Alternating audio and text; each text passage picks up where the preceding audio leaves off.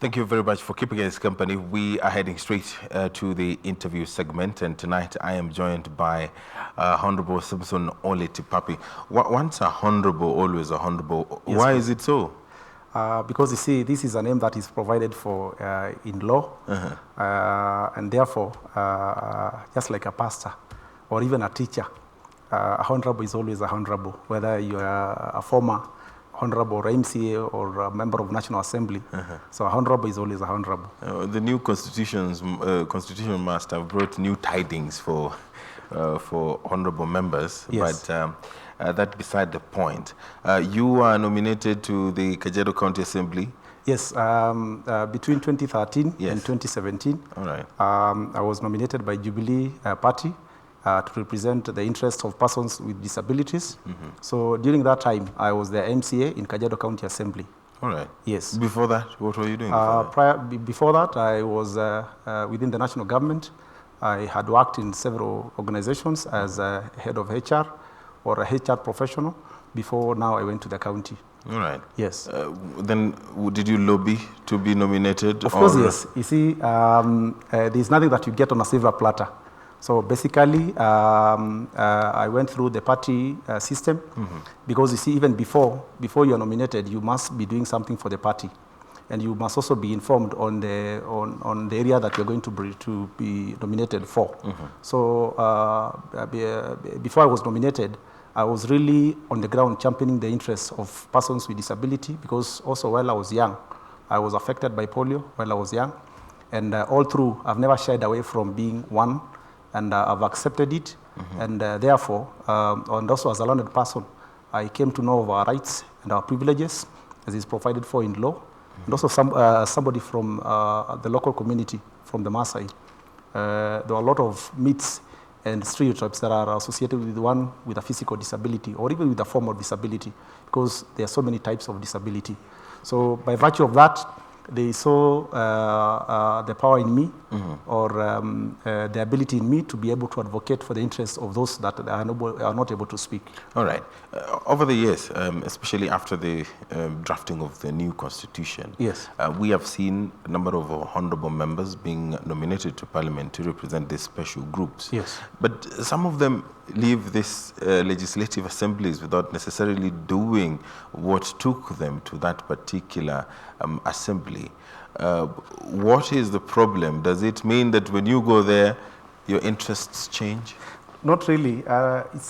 It depends with the kind of person, because you see, we are all different.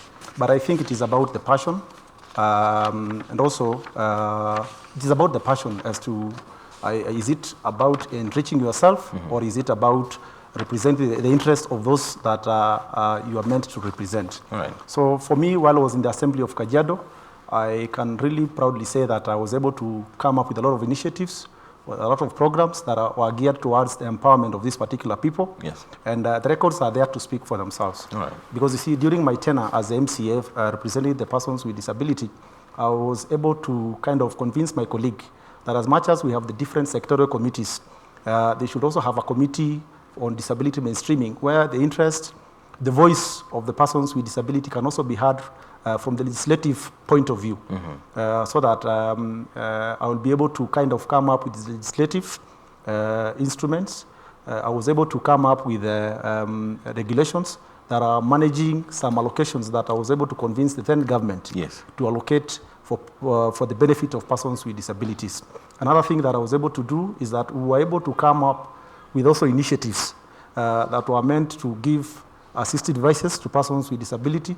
We were able to join the rest of the Kenyans in celebrating the International Days for Persons with Disability, among a number of other initiatives that I was able to initiate during my tenure. Okay.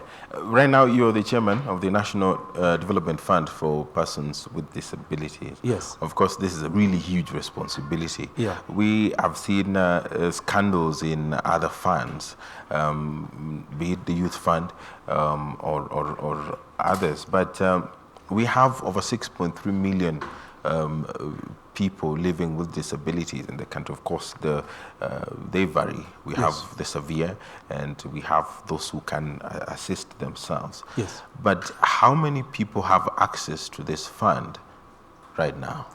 I would say the over 6.3 million Kenyans have access to it because you see, by virtue that they are persons with disability, this particular fund is a fund that is meant for them.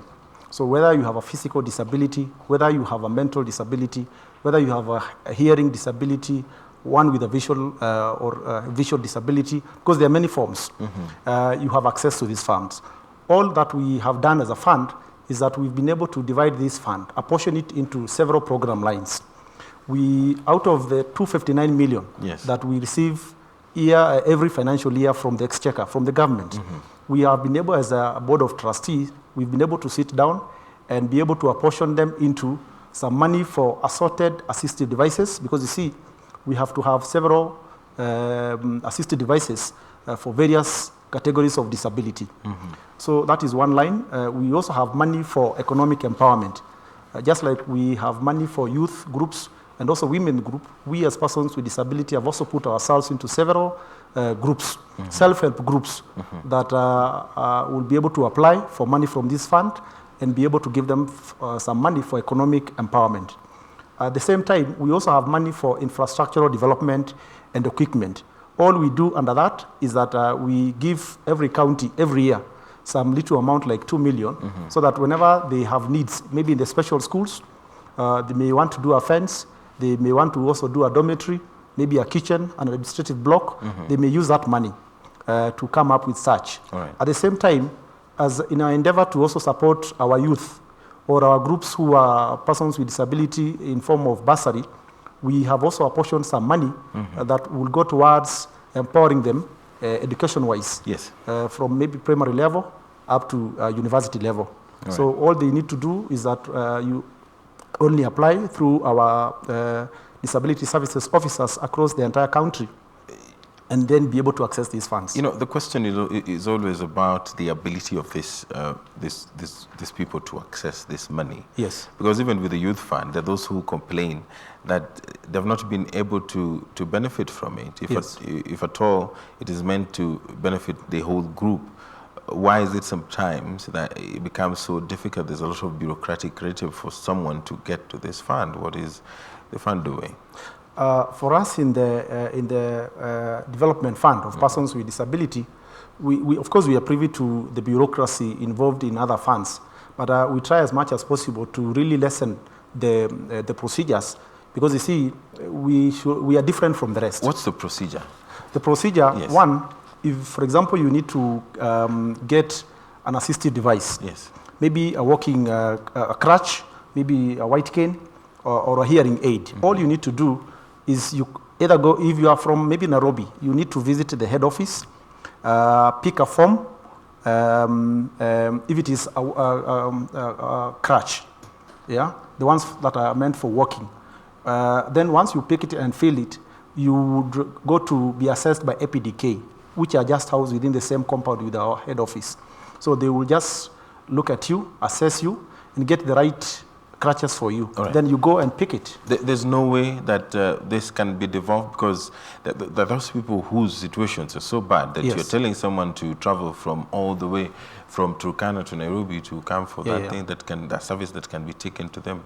Have you considered that probably you ought to have such a service in the counties? In all our counties, we've been able to open up regional offices so that somebody in Turkana, as you said, should not be coming to Nairobi for the same, but can be able to access the same wherever they are. So across the entire country, in all our 47 counties, we've been able to open up offices where all the services within the head office can be accessed or can be found within these offices, so that you can be able to get the services down there. All right. Yeah. You said that this financial year you received 259 million. Yes.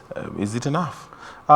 This money is not enough. Of course, money from the government has always been a bit little, but from the little that we've been able to receive, we've been able to apportion them and use them prudently. At the same time, we are also appealing to other well-wishers should also come on board and probably assist us for us to be able to reach more persons with disability in a more way that can make an impact in their lives. Okay. Yes. Thank you very much, Honorable Samson Thank you so Hon.Ole much, Tipape. Kabasa. And you're always welcome to KBC 01. Thank you so much. All right, that does it for us for the interview segment, but don't go too far. Yes, I believe I'm on that camera. Don't go too far. 01 News Hour continues shortly.